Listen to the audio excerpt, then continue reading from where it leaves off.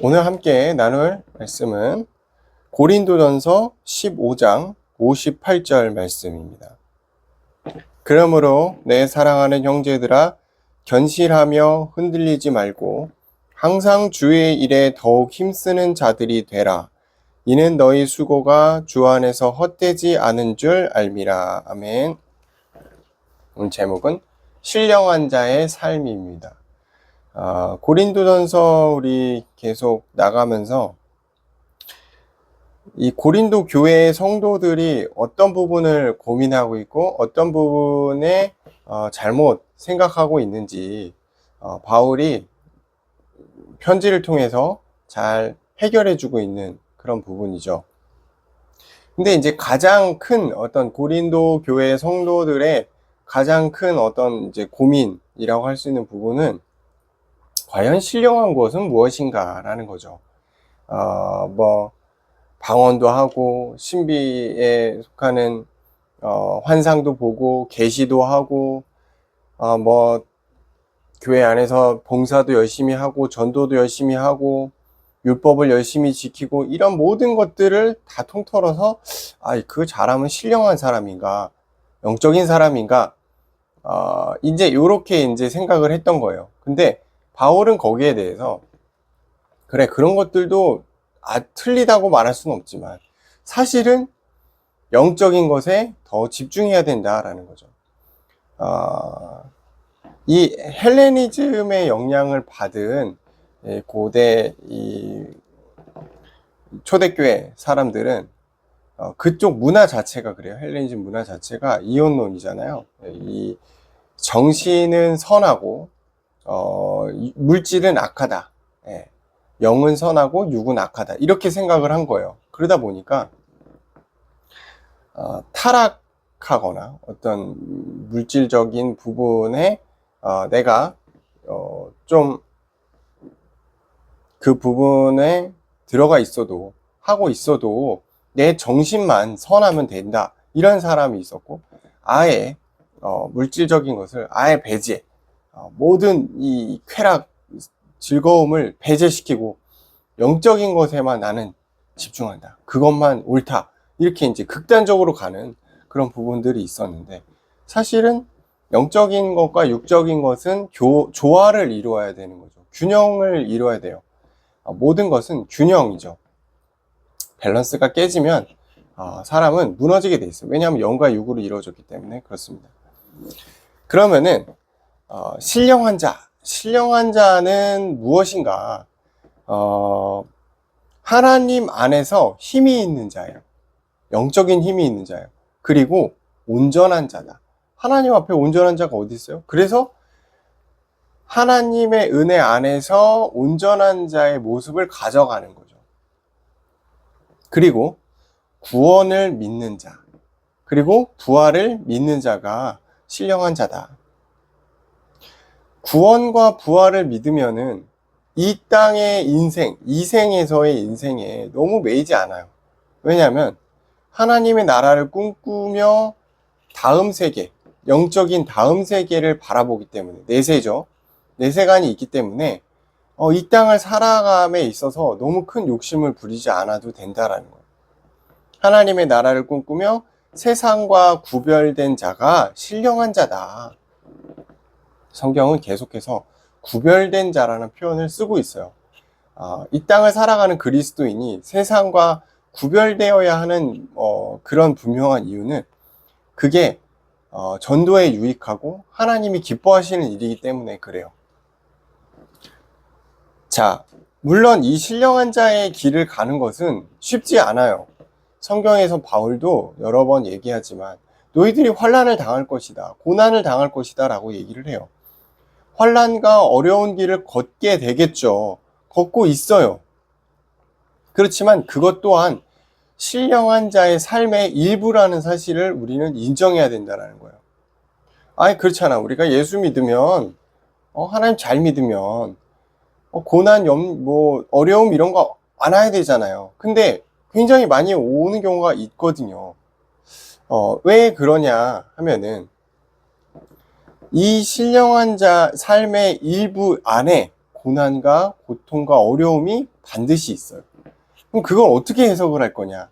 저 같은 경우는 그런 부분을, 이거는 하나님이 나에게 더 큰 축복을 주기 위해서 나를 연단하시는 거다. 나의 그릇을 키우시는 거다라고 생각을 해요.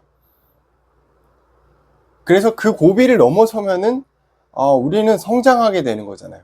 하나님의 은혜와 하나님의 어떤 그 축복을 받을 수 있는 그릇을 확장시키는 거죠. 신령한 자는 고난 속에서도 하나님을 신뢰하고 그 뜻을 따르게 됩니다. 그럼 신령하지 않은 자는 어떻게 할까요? 하나님 뜻을 안 따르겠죠. 고난이 오면은 원망하겠죠. 그런 이제 부분들의 차이가 있는 거예요. 자, 그렇다면은 이 신령한 자들의 특징은 무엇이 있는가? 환난을 견디는 능력이 있더라고요. 신령한 자들의 대부분은 그래요. 환난을 견뎌서 믿음을 유지하는 거. 참, 이 유지라는 부분이 어렵더라고요. 우리가 이제 작심삼일이란 말도 있잖아요. 결심을 했는데 3일을 못 가는 거예요. 그 루틴을 못 따라가요. 왜냐하면 우리 전에 어떤 삶의 체질들, 생각들, 그런 부분들이 유지를 못하게 해요. 그래서 이 어떤 그 패턴이나 어떤 루틴들이, 우리 삶의 루틴들이 체질이 되기까지는 최소 3개월 또는 6개월이 걸린다고 해요. 그 시간이 지나면은 이제 그런 것들이 익숙해지는 거예요. 저도 이제 일을 할 때 익숙해지기까지 정말 힘든 거예요. 진짜 한 달은 이걸 계속 할 수 있을까라는 생각이 들 정도로 정말 힘들었는데, 지금 이제 3달째 가고 있거든요. 가다 보니까 일도 익숙해지고 뭔가 이제 그런 일들이 좀 적응이 되는 거예요. 그 생활 패턴들이 적응이 되고, 시간이 되면은 알아서 이제 뭐 5시 몇 분에 깨고, 이제 눈이 떠지고, 이제 그런 부분들이 3개월 정도 걸리는 거예요. 그러다 시간이 지나면 지날수록 더 익숙해지겠죠. 신앙이라는 부분도 그래요. 기도를 하는 것, 말씀을 보는 것, 또 내가 문제가 왔을 때 그런 부분들을 넘어서는 것들이 처음에는 너무 어려워요. 그렇지만 그것들을 한두 번 넘기고 나고, 또 그 시간들을 계속 지속해서 가게 되면은 우리가 그것들을 넘어서게 되는 거죠. 고난이 오는 것, 어려움이 오는 것이 나중에는 하나님의 뜻이구나라는 것들을 깨닫는 어떤 순간들이 오는 것 같아요. 그래서 그런 것들을 믿음을 유지하는 능력들이 있는데, 오늘 본문의 말씀처럼 고린도전서 15장 58절에 보니까 견실하며 흔들리지 말라고 그랬거든요. 참 어려운 말이에요. 어떻게 흔들리지 않습니까? 사람이 갈대처럼 흔들리지. 그런데 하나님의 은혜가 있는 사람은 흔들리지 않더라고요. 그래서 제가 저번 주에도 말씀을 함께 나눴지만, 은혜가 중요하다. 은혜가 가장 중요하다. 은혜가 우리의 삶에서 떨어지지 않도록 노력해야 되는 거예요. 그리고 그 하나님의 은혜가 나에게 임하도록 기도해야 되는 거예요. 뭐 다른 거 기도 많이 할 필요 없습니다. 사실 은혜를 주세요, 성령이 나를 인도해 주세요, 이 기도로 다 끝나는 거예요. 그냥 사실은 뭐 바쁜데 우리가 출근하면서 뭐 그렇게 길게 기도할 수 있습니까? 저도 그렇거든요. 이제 회사까지 가면서, 운전해 가면서 짧은 시간이지만 그냥 하나님, 오늘 하나님의 은혜로 잘 아무 일 없이 실수를 많이 해서 실수 안 하고 잘 오늘 은혜 가운데 보내게 해주세요. 또 그리고 그 안에서 그리스도의 빛을 비추는 역할을 하게 하나님 도와주세요. 힘을 주세요. 끝! 뭐 더 길게 할 것도 없잖아요. 뭐 여기에다가 두고 하나님 뭐 오늘 뭐 복음을 전하게 해주시고, 뭐 저를 통해 큰 역사가 일어나게 해주시고, 뭐 기도 응답을 해주시고, 그런 말을 굳이 할 필요는 없죠. 그냥 은혜를 주시고 하나님 인도 받게 해주세요. 끝이에요. 그 기도도 안 하니까 문제인 거지, 사실은 시작을 우리가 소소하게 해야 돼요. 그래서 견실하며 흔들리지 않아야 된다. 그러기 위해선 은혜가 우리를 붙들어 줘야 된다.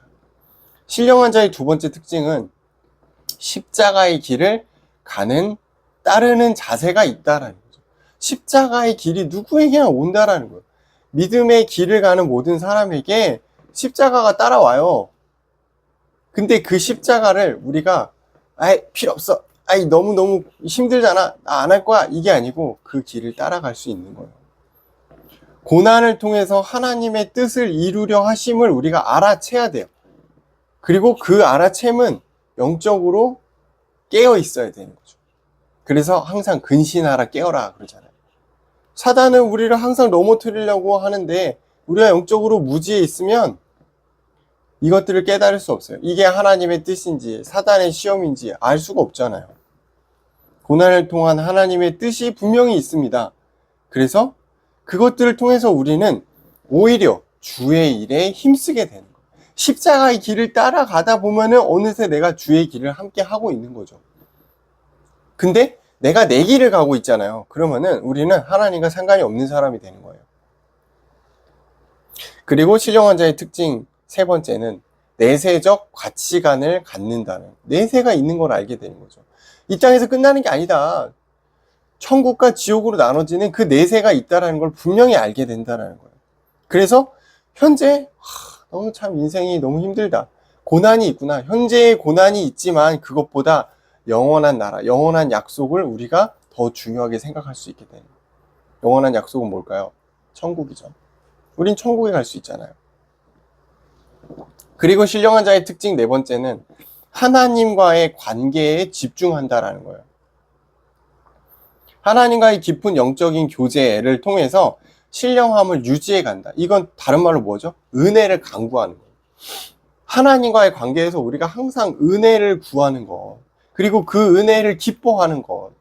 너무 세상적인 것에 기뻐하지 마시고 하나님이 주시는 그 기쁨을 누려보시기 바라요.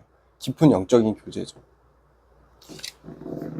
그렇다면 오늘 이제 본문의 어떤 제목처럼 신령한 자의 삶은 구체적으로 무엇일까?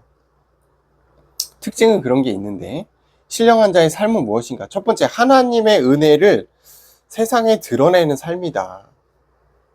우리가 은혜를 받잖아요? 그러면은 그 은혜를 전달해야죠. 자연스럽게 이게 누룩처럼 퍼지게 돼 있잖아요. 그래서 그게 세상에 드러나는 거예요. 나의 행동, 나의 말, 나의 생각들이 보여지잖아요. 세상에. 현장에서 보여지잖아요. 그때 우리가 하나님의 은혜를 받은 사람은 그 은혜가 전달되더라고요. 선한 영향력이 별게 없어요. 맨날 기부하고 도와주고 그것만 선한 영향력이 아니고 나의 말과 생각과 배려와 겸손과 이런 부분을 통해서 많은 사람들이 저 사람 예수 믿는 사람인데 멋있네. 이렇게 나타나는 거거든요. 하나님의 은혜가 세상에 드러나는 그 어떤 행동, 어떤 말, 배려, 이런 모든 것들이 다 하나님의 영광을 나타내는 거거든요. 그래서 실천이 필요해요. 아무리 교회에서 우리가 유튜브로 말씀 은혜 받으면 뭐합니까? 이게 세상에 나타나야 되잖아요. 실천이 돼야 되는 거예요. 그 실천을 통해서 많은 사람들이 생각을 바꾸고 하나님에 대한 마음을 여는 경우가 많아요. 무턱대고 복음만 전하면은 그게 좀 아주 특별한 경우 제외하고는 굉장히 좀 부담스러워하는 경우가 많더라고요. 결국 이것을 두 단어로 설명할 수 있는데요. 사랑과 용서 같아요. 제가 볼 때. 참 그래요. 우리가 이 땅에 그리스도인으로 살아가면서 참 용서해야 될 일들이 많잖아요. 열받는 일도 많고. 근데 우리에게 그리스도의 사랑과 은혜가 있으면 용서할 수 있더라고요. 마음이 참 너그러워져요. 근데 그게 없으면은 한없이 강팍해지는, 한없이 짜증을 내요. 한없이 트러블을 만들고 싶어 해요. 우리에게 십자가의 사랑이 중요해요. 그래서 하나님의 은혜가 너무너무 중요하다라는 겁니다. 하나님의 은혜를 세상에 드러내는 그 사람으로 하나님이 우리를 지목하셔서 구원을 주시고 보내신 거예요. 그리고 그 신령한 자의 삶에는 은혜와 겸손이 같이 있다라는 거. 교만하면 안 됩니다. 두 번째, 신령한 자의 삶은 신앙 공동체 안에서도 나타나겠죠. 신앙 공동체에서 신앙의 모범이 되는 부분, 그리고 신앙을 통한 진정성을 나타낼 수 있는 삶이다. 신앙에 있어서 이 부분, 믿음에 있어서 중요한 부분 중에 하나가 또 뭐냐면, 하나님 앞에 우리가 진정성을 가져야 되거든요. 그 사람과의 관계에서도 진정성을 가진 관계가 오래가요. 예, 너무 자기 동기 앞세우고 이렇게 막 실속 챙기고 막 눈에 보이는 그런 사람들은 관계가 오래 못 갑니다. 예, 근데 진짜 이 사람이 진정으로 나를 대하는구나, 그게 드러나잖아요. 그럼 관계는 오래 간단 말이에요. 하나님이 영적인 분인데 그걸 모르겠습니까? 우리가 적당히 대충 종교적으로 가식적으로 하는 그런 모습들을 하나님 모르시겠냐고요. 그래서 하나님 앞에 우리가 진정성을 가져야 되거든요. 세 번째는 끝없는 영적인 성장을 갈망하는 사람이에요. 그리고 그 갈망을 통해서 하나님의 관계, 하나님과의 관계를 집중하는 사람이에요. 그 삶을 사는 사람이에요. 그러니까 굉장히 이런 부분들은 앞선 부분들은 실천, 어떤 육체적인 부분에, 육적인 부분에 사랑을 나타내는 것이었다면, 이거는 영적인 부분에 하나님과의 관계 속에서 우리가 영적인 성장, 이 부분이겠죠. 그래서 우리가 삶을 살아가는 신령한 자의 삶에 있어서 영적인 것과 육적인 것은 균형을 이뤄야 되는 거예요. 항상 균형을 이뤄야 되더라고요. 어느 한쪽이 무너지면은 문제가 오더라고요. 그래서 밸런스를 잘 맞춰야 된다. 영적인 것과 육적인 실천이 균형을 이룰 때 건강한 그리스도인 신령한 자의 삶을 살게 돼요. 그리고 그런 사람은 결국 마지막으로 거룩함을 따라가게 되죠. 거룩함을 추구하게 돼요. 그럼 거룩함은 뭘까요? 하나님을 닮아가는 거예요. 우리는 거룩해질 수가 없어요. 여러 번 얘기하지만 우리는 거룩이란 단어를 쓸 수가 없는 존재입니다. 본성이 약하기 때문에 안 돼요. 그렇지만 거룩함은 하나님을 닮아가는 거예요. 하나님의 선하심, 하나님의 지혜로움, 하나님의 능력, 하나님의 사랑하심을 닮아가는 거예요. 그게 세상에 나타나요. 그게 거룩이고, 맨날 뭐 말씀만 보고 기도만 하고 뭐 그런 것만 거룩이 아니고, 하나님을 알아가고 하나님을 닮아가는 모든 상황들이 거룩이다. 그래서 우리의 삶이 결국은 거룩함을 향해 가게 되는 거예요. 성화의 삶을 가는 거죠. 그게 신령한 자의 삶인 것입니다. 우리의 목표는 그거예요. 우리가 삶을 가는 목표는 그거라는 거죠. 그래서 오늘 이제 고린도전서 15장을 마무리하면서 신령한 자의 삶은 이런 것이 있다 라는 부분을 가지고 함께 말씀을 나눴습니다. 기도하겠습니다. 감사합니다.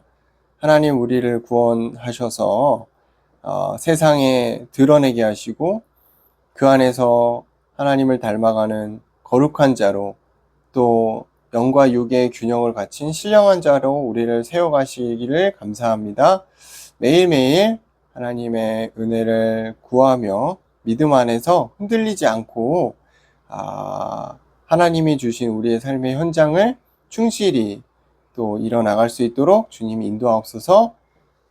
지금은 우리를 구원하신 예수 그리스도의 은혜와 하나님 아버지의 사랑과 성령님의 역사하심이 오늘 말씀처럼 신령한 자의 삶을 살기 원하는 모든 하나님의 자녀 머리 위에 지금으로부터 영원토록 함께 있을지어다. 아멘.